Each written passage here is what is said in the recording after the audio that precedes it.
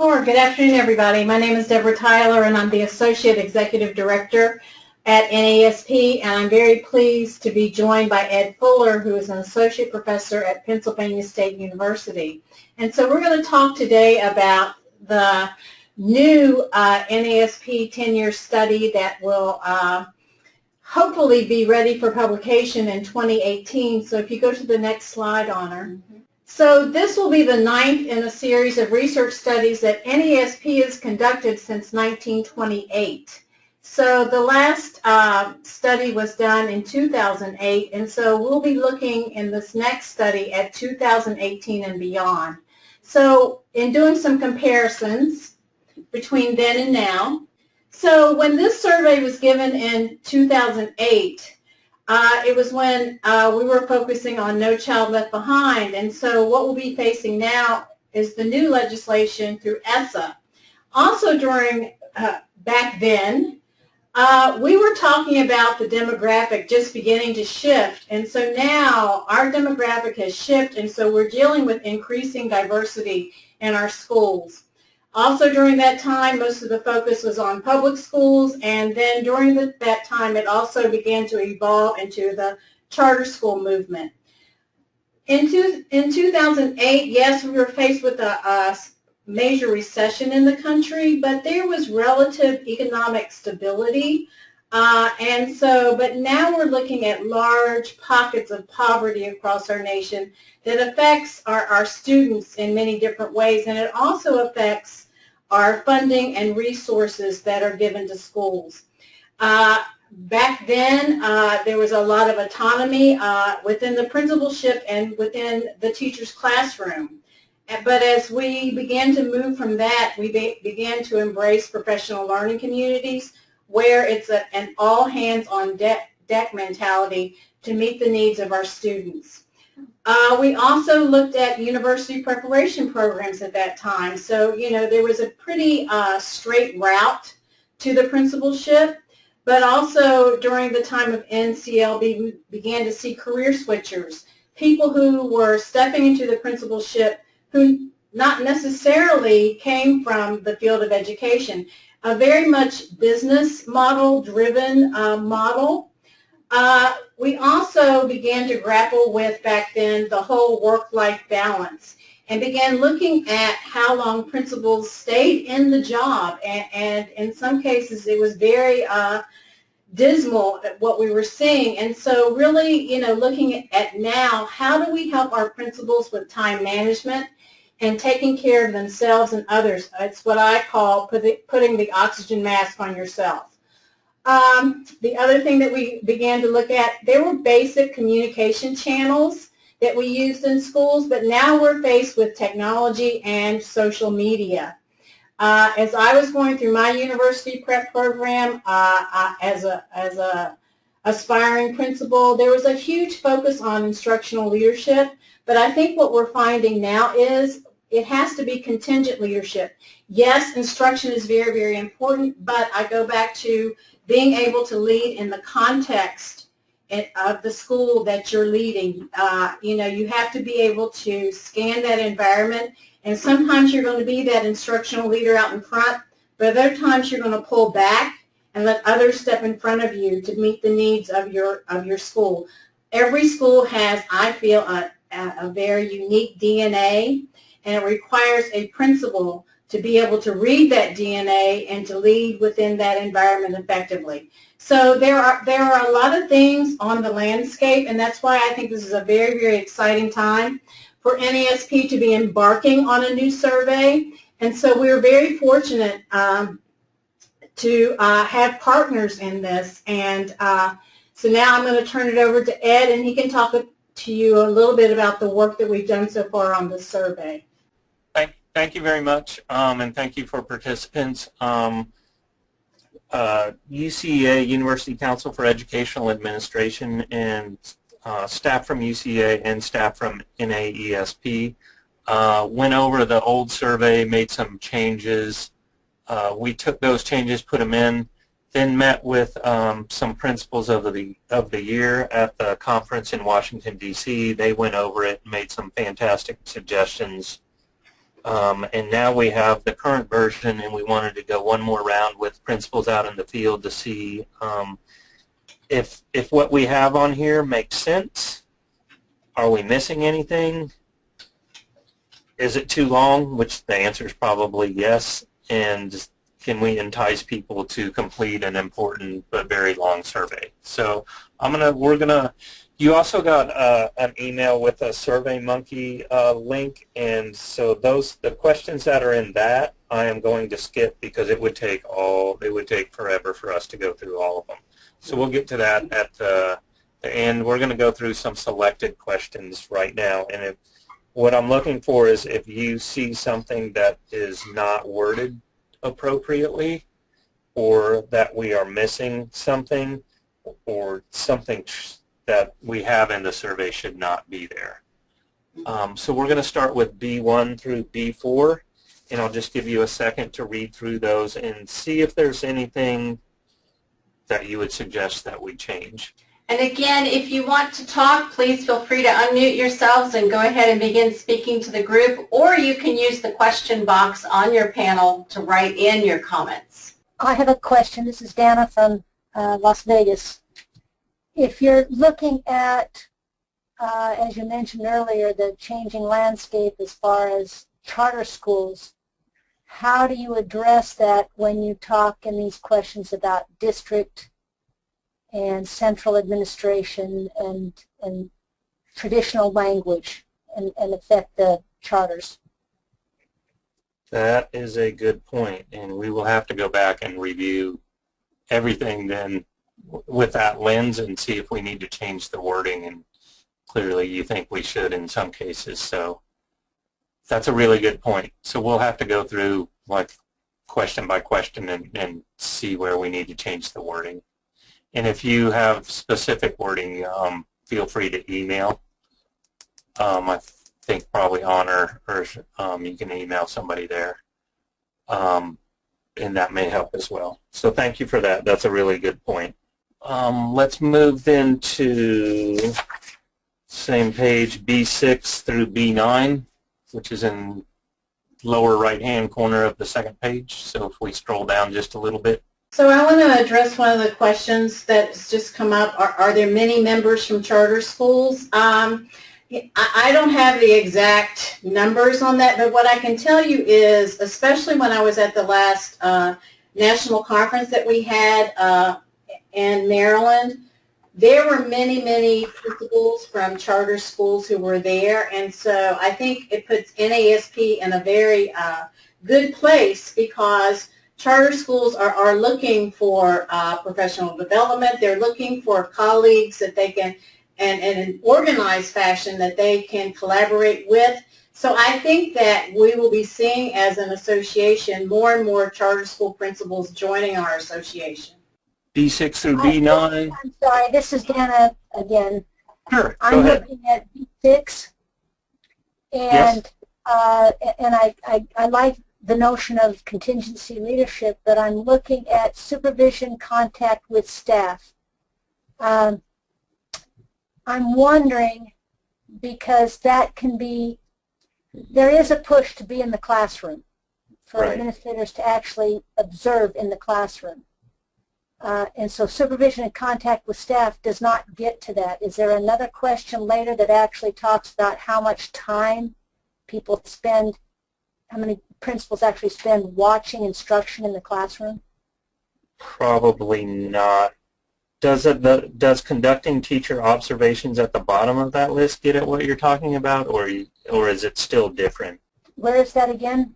The last option before other on teacher observations. That might get to it. Okay, I just want to be sure if that's what you mean. Contact with staff. I see. That might be. You might want to look at conducting teacher observations. Is that a sub-part of supervision? Yeah, right. Yeah, we'll discuss that, because that does look a little. We need to clarify there. Yeah, but I think. Oops, sorry. Go ahead.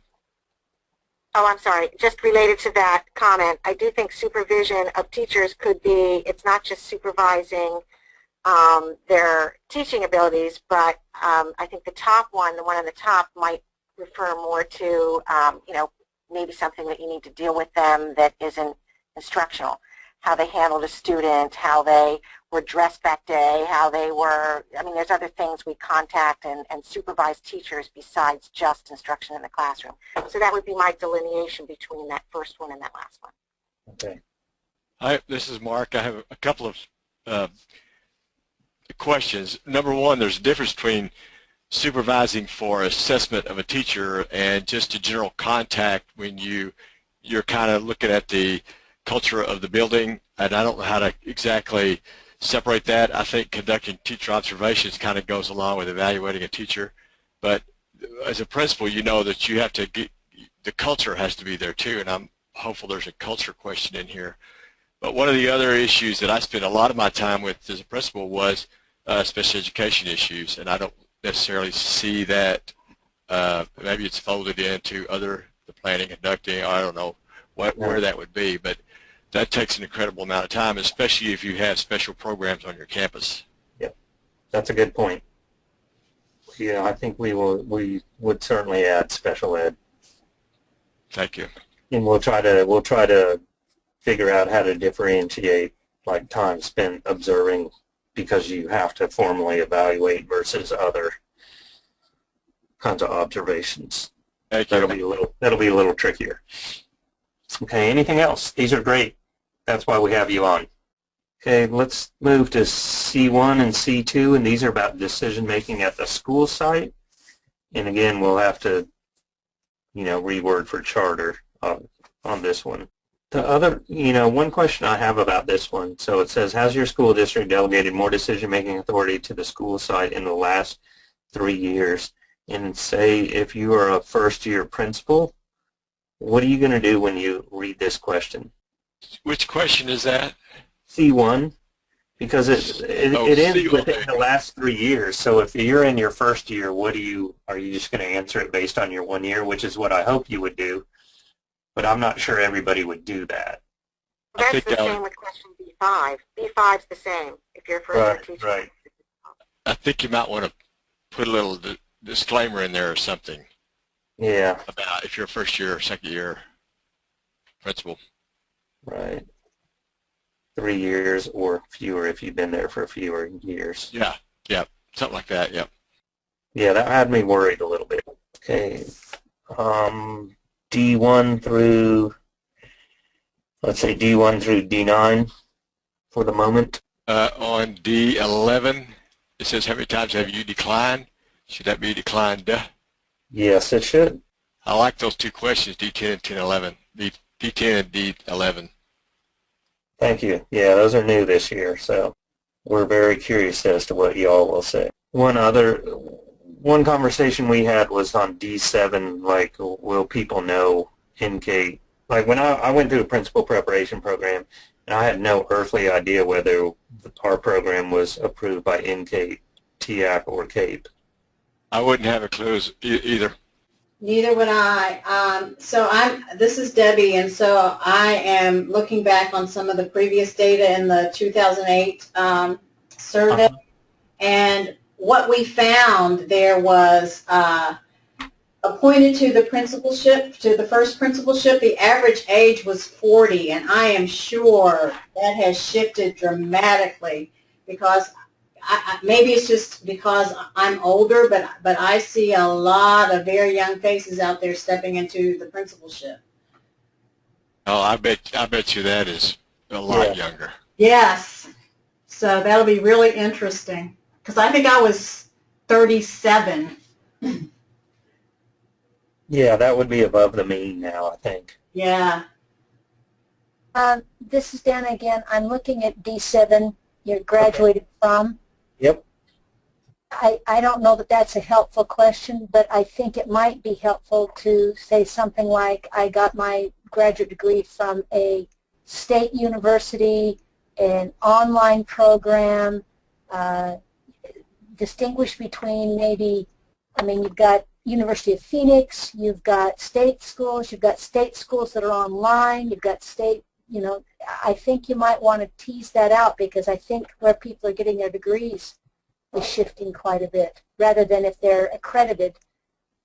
I'm assuming that if they're principal, they had to be accredited or they wouldn't have their certification. Do you mean like under D6 and that alternatives kind of spell out what alternative they're talking about? Well, I'm looking at D7 I don't think is useful. And yeah, and maybe spell out a little bit more, rather than doing D7, spell out a little bit more of D6. Right. Okay. We can try that. We also have a question written in by Kristen on, it says, on D11, would you want to know why they declined? Absolutely. I loathe to make it any longer than it already is, but I would love to add that question.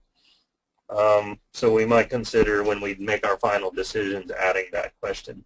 For D12, the last one on there is a principal mentorship program. Does it have to, could it be delineated between a principal mentorship, like having a mentor, versus being in a program? Because my dissertation was actually on this, and so there weren't a whole lot of programs out there, at least when I started. So, but I had a mentor who, you know, so the word program makes a difference for me. Right, right. Yeah, you don't want somebody to say no just because it says program. Okay, that's good. That's what you're getting at, because I wasn't part of a program, but I had a mentor. I think that's really important. So, but if you're looking for how important is the program, that's a different question. Right. We'll have to review that. I don't know what the intent of the original question is, so we'll have to go back and look. Okay, are you talking about D12? Yeah. How come like our state staff development, our state professional development, I mean, what our organization, TEPSA, offers our principals comes across on our surveys as being very helpful. Should there not be something like a NAESP professional development program be helpful in making you an effective elementary principal? Because I don't see either the national or any of our national or state organization being on there.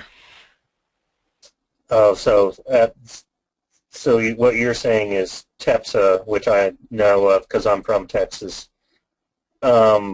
is different than state level professional development. State level would be more like the state education agency rather than a state organization. Okay, I just wanted to clarify.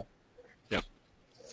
Okay, that's a good point. Yeah, it could be interpreted in multiple ways, and that's not good on a survey. So we'll discuss that, how to fix that. Thank you. Okay, let's turn to E2.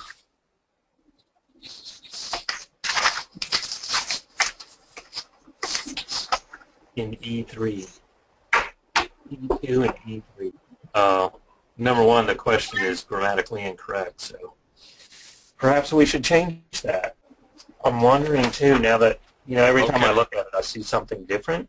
Well, E2 has state National Association and State Association on it. Yeah. Right, I was thinking those two should really have the same answer choices. Yeah. And maybe we merged the two of them to capture everything. That's a good idea. I would have never thought of it if you had mentioned it on the previous one, so thank you. Anything else? E2, E3? I'll give you a little bit more time. It's a lot to read. Okay, let's go to the next page, all of F.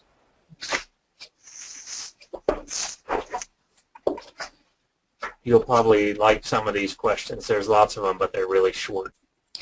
Hi, Ed. This is Kirsten at TEPSA. I couldn't unmute earlier, but they got me unmuted, so thanks. So, well, I'm from Texas. Good to hear your voice. It's been too long. Yeah. On F2, do you want to ask how many months are included in your work year, or maybe how many days your contract is? I don't know which one's more valuable, but... yeah, Texas is days. We do days, yeah. Maybe we do. Maybe we have, yeah, what's it, 190 or something? I can't remember. It depends. Sometimes 127, 192. It's all over the place, really. Yeah, we could do months or days and maybe split it into F2A and F2B or something. Because every state's going to be different, so no one question's going to apply to every state across the country. That's a good point. Okay, because I'm sure somebody else is like Texas as well. Can you guys hear me now?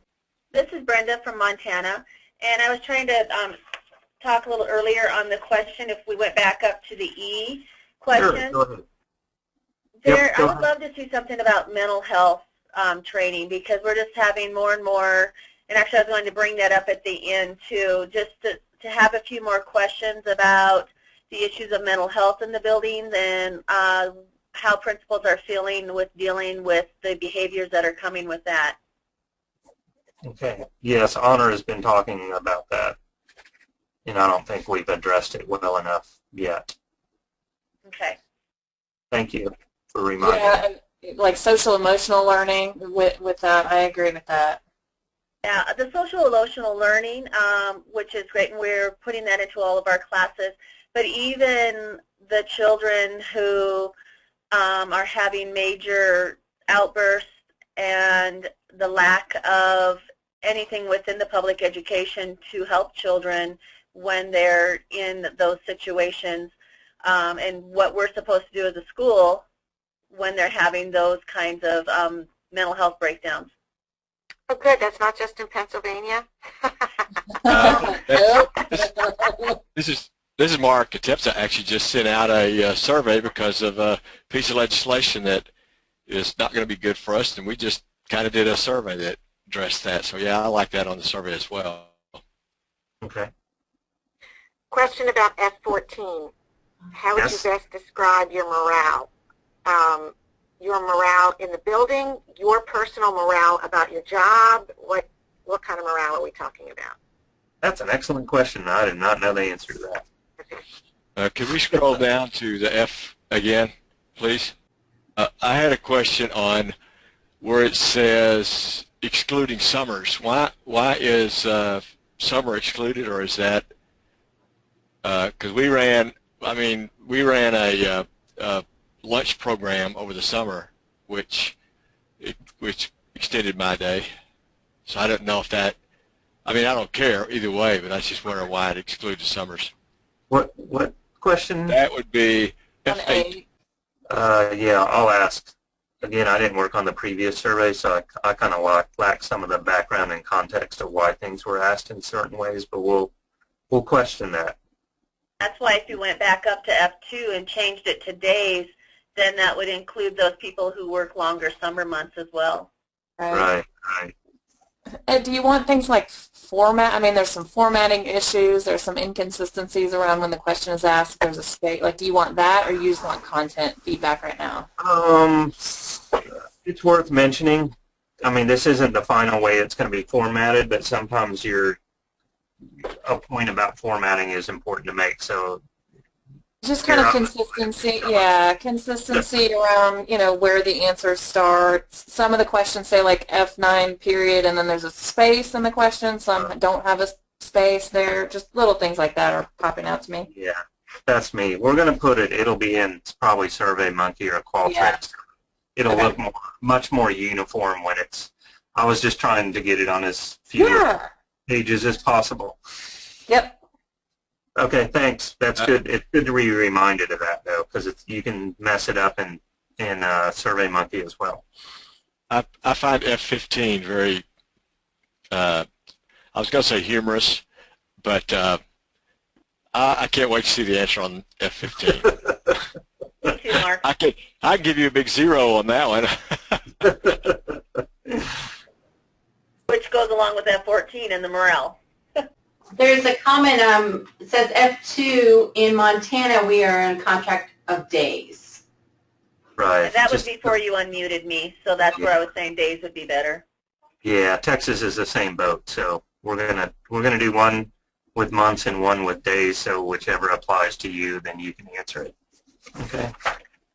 Ooh, we're doing really good. It's not even 4:30 yet. G2 then, the long list, maybe we'll come back to these if we have time, but those are in the SurveyMonkey, so if we scroll down a couple pages to G2. Yeah, G2 and G3, unless we can just do G2 through G5, even though G4 is in the SurveyMonkey.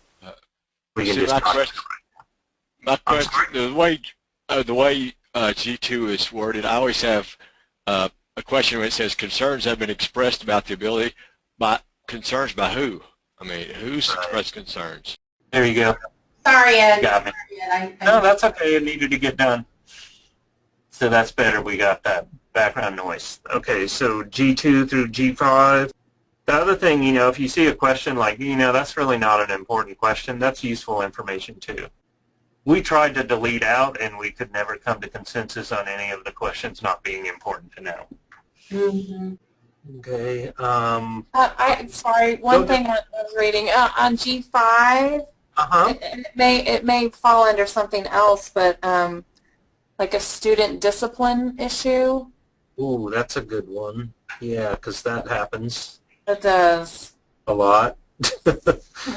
Yes. Yes, I think we need to add that one. So thank you very much. Yeah, I can't believe none of us picked that one up. Just trying to think about what we get calls about. All these things, yes, and discipline, especially in Texas where we still have corporal punishment. Yeah. In some places. Okay, we can go to H1 and H5. These are more like did we forget something? And clearly we've forgotten stuff on the other questions, so it's good for you to go over even these because we're going to use these then to disaggregate the data to see if there's differences in terms of like age or gender or anything like that, race, like in school, we would do school level because elementary and middle school. Those kind of things. So if we're missing something, that's a big deal. Tina, you're on mute. I see on H7 that we're going to be surveying non-members as well. I think that was, I can't remember. I think that's appropriate. I mean, I think we do need to do that. Good. Okay. But it says if you're a NAESP member, does your district pay your NAESP dues? Not a member. I think that's good information. Okay. On H1, I have a question for y'all. So you can tell I'm from Texas. We have people now who are principals of multiple buildings. We have one in our district who is now principal of 2 buildings, and I'm not sure H1 gets at that. I agree with you. On I-1 it does. I agree with you. I Does it? Okay. As long as it's somewhere, then we can figure out. Oh, that's it. Yep. You're right. So we're good. So where in Texas are you? Oh, I was in Austin. I'm in Penn State now. Okay. Okay. We miss you. Yeah, I miss Texas sometimes, but not the traffic or the heat. Not the traffic. Right? Oh. But the barbecue, hey. Food's not as good up here, trust me. Uh-oh. Not even close. On H8, Yes? ASCD has dropped the meaning of their acronym. It's actually just ASCD. Oh. It doesn't mean Association for Supervision of Curriculum Development. Interesting. Okay. Well, that's an easy change, but an important one. Thank you. There's also a organization for Latino administrators that I think it's ALSA, something like that. And is it important information or interesting information to know if you have an assistant principal or not? Yeah, and I think we do ask that somewhere. Yeah, I saw it on here somewhere. Yeah, it's, Yeah. I don't know why it's I-12, but Oh, it's an I. Okay, got it. yeah, I don't know how that ended up being misnumbered, but Okay, that's fine. no, that's a good point, because that used to not be on the survey. I think it's an important thing, because I would suspect people are losing assistant principals in some states. I don't even know what that is. It's a rare animal here, so. Okay, anything up through H11? The I-4. Yep. We can move to I, yep. Where's public school in there? Oh, yeah, that's kind of important, right? It's a minor detail. Yeah. Do you need to put EC, like for early childhood grades, on I-2? Oh, right. Not consecutively, obviously. I must have copied and pasted and moved them around, and it may have an automatic number, or it did, or something. I messed it up, though. At first It I will thought not it was Roman numerals. Yeah, I know it's hard to read. It does look like Roman numerals in some Yeah. places. Okay. But we will make sure that does not happen in SurveyMonkey.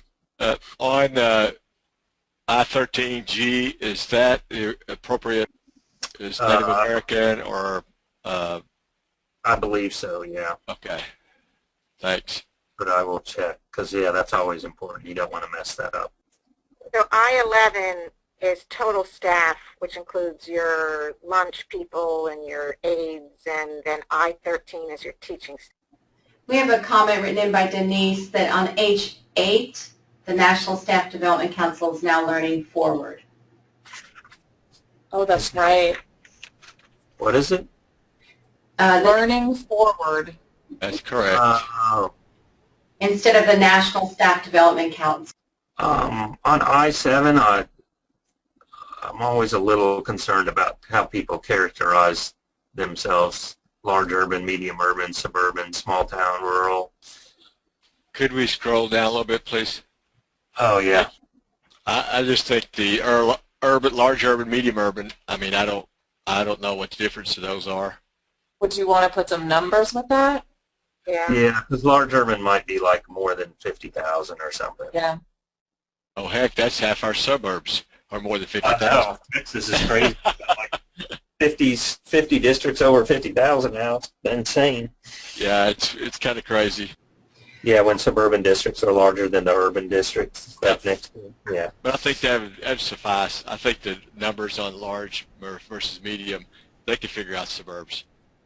Yeah, and we there's a question that asks you to estimate the number of students in the district too, so that'll help us figure it out. We have a couple written in comments. Jill writes, I-1 and I-3 should be next to each other and explained more fully. I-1 and I-3. Okay. I-3. And then Okay. Denise writes in on H8, there's the National Association for Black School Educators and the Council for Exceptional Children. Oh, Jill, I wrote it in the wrong ones. Oh, 11 and 13. 11. Oh, yeah, it's hard to tell the numbering right now. When you're asking for teaching staff, is that certified teachers, or do you want paraprofessionals in there too? Do you want a qualifier in there, or? Yeah, maybe does classroom get at, I think what we want to know is people who are supposed to be certified at least. Classroom, like instructors of record, not paraprofessionals. Right, so maybe you ask certified teachers, because you may have some instructional specialists or some, coaches. Like, do you want those numbers? I'm just not sure what, you want in the answer. If Just we to say clarify. certified, and at least in Texas when I was there, you had some people who weren't certified.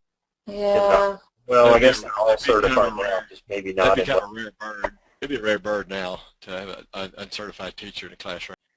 Yeah, it means different things in different places. I don't know how you get it. Maybe I'll just have to write a sentence describing that person and say not a prayer professional, not a coach, but somebody who's the instructor of record. That would help, yeah. Could we add provisional to that, to one of those stems? Would that quantify more? Because I get what you're saying that, people have to be certified, but there are a number of people who are working provisionally until they reach the requirement. I want to capture those people, so I'll try to write it in a way that captures, are they the person of record for that classroom? They're a teacher, not a para, not a coach, not anything else. They're the teacher of record.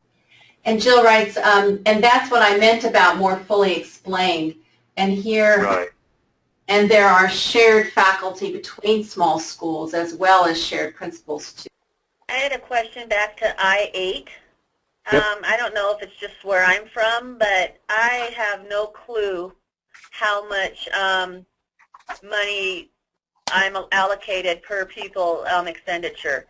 So I'm not even quite sure. I mean, I know every state's different for the amount of money they get per student. I don't know if you just want that number for this, you know, that we get for each kid, or how much I get to spend of that, because I don't have any idea.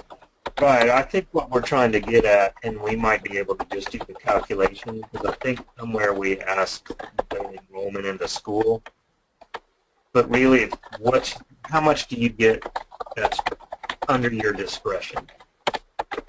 Not the per pupil amount that the state sends to the district for your school, but how much does the district say, hey, here, principal, you get $20,000 to spend, you know, to address I think that clarified, and then you could go back and find the number of students they have and find out what they get. Basically take my budget and divide it by the number of students I have. Yep. Good. That's probably a better way to do it, because why make you do the calculation when we can do it? So yeah. Okay. Good point. And on I-9, I just might need to be worded a little differently. Yeah, I got to reword the whole thing, I think. I-9, I think you've got the designations. They're more clear, like you've got Native American there, and okay. So it should that looks good. Okay. Yeah, it's got to be consistent though. Yeah. So. Couple more write-ins. Jill says that budget question is tricky. We should state that it doesn't include salary. Oh, on I-8, yeah, not salaries. Okay. And then Diana writes, I should have asked earlier, but in some states, principals do not have to be certified. Charter principals, such as charter principals in Louisiana, as an example. Is there a question about principal certification? You know what? That's a good point, because they don't have to be certified here as well. No, there isn't a question on whether you're certified or not. So perhaps we ought to add that. On I-15, I wish we could put too much, but I think that'd probably not be appropriate. No, I get you. Yep. Sometimes it is too much. Over involved? That's not a bad idea. Yeah, I can think of a couple of districts where they were over-involved. Yes. Can't just say helicopter. Yeah. Like 35% of the parents are professors at Penn State in our district, and everybody thinks education. Oh my. And mostly the professors who are not in education are the ones who think they know about education. The education professors know not to bother the superintendent. That's correct. Some potential other questions. One of the ones that is a personal interest of mine, but it may be useful, is to ask, what are your future intentions in the next 3 years? So do you want to remain a principal? You know, do you want to move to another school, another district, or because principal turnover is a huge issue. So I would like to know how long they expect to stay in their present position, because what we had on our last survey was like 51% in the next 5 years don't expect to be there. Well, that is a huge issue when half your people that we surveyed aren't going to be in the principal position in 5 years. And it turns out that in Texas, that was pretty much exactly the percentage who wasn't there after 5 years. I don't know about this one, because I kind of like it and then I kind of don't. To what degree would you recommend that others become a principal? I would hope that they would answer a high degree. I would recommend that. I think too often principals say, it's such a hard job, I'm not going to recommend it. But if you ask them, do they like the position, they say it's best in the district. So I don't know. I'm a little worried about what answer you'd get, because when you just think about your job as how hard it is, you'd say no. But when you think about your job satisfaction, it'd be yes.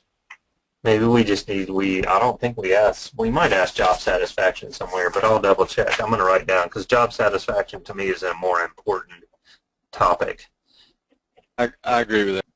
What you could do is when you ask what are your, where are you going to be the next 3 or 5 years, you could put why or where do you see yourself or something like that. Like if you say, how long do you intend to be a principal, and why would you leave? I mean, why would you not be a principal in 5 years? It could be promotion. It could be moving on to another field. It could be all kinds of stuff like that. That might get the same thing as what you're asking about. Yeah. We have a couple raised hands. I unmuted you. Dina, Diana, if you want to say something. Something, SurveyMonkey, Qualtrics, something. We'll put them up. Yeah. It's going to be online, and we could have, if we needed to, have one more round of reviews before we make it live to everybody. One thing we heard from the National Principals of the Year is like June after the school year is over is probably the prime time to ask principals to complete a survey. Any thoughts on when? I know you you're slammed busy every single day during the school year. And it's a long survey, so, it's not like it's going to take 10 minutes to finish. It's probably more 25 or 30 minutes. I think that's tricky. I would say that week, maybe the week after most people end, but that's just a kind of a strange time because of closing down the school for the summer or seeing teachers leave, or I don't know when would be the best time, actually. I'd just go with what they say. I was kind of thinking maybe just right after Christmas break. You've had kind of a break, you're coming back in. Things might not be as hectic just yet. Or even the beginning of December, so people have time during break. Sometimes that's a catch-up time. Right. We might be able to have it ready in December. We'll have to see what our capacity is to do that. Why don't we show them the SurveyMonkey survey? I would like y'all to go through that because there's no way we could go through that one question has probably like 50 statements in it, and that would take forever. But it just goes in and lets you rate, remove it, rewrite it, keep it, and then at the end of each section is where you can type in some suggestions or whatever. Just make sure if you can, indicate which one you're talking about so we can match it up. Is it something you'll be sending out to? I emailed it to you over the weekend, and there's a link in the email that goes to this survey. Oh, heck, I didn't do that. Sorry. Send it after. Okay. And I'm going to be at a conference for much of the rest of the week, so, if you don't get to it until this coming weekend, that's fine, because I'm not going to look at it until after I get back from my conference. So. Okay, I'll do it. Thank you. Sure. Yeah, it would be really helpful because there's some questions in there too. Particularly like we get at student issues, and so people brought up mental health and had some really good suggestions for additions. So we would definitely want your thoughts on those, because those are really important. Some really important questions. It's just too much to get into in an hour, and we did pretty good. We got 6 minutes left, and we made it through the remainder of the survey, which I'm actually surprised we were able to get through. I'll make sure I fill this out. I'm sorry, but I'll get it done with you. Because I'm not going to get to it until next week anyway.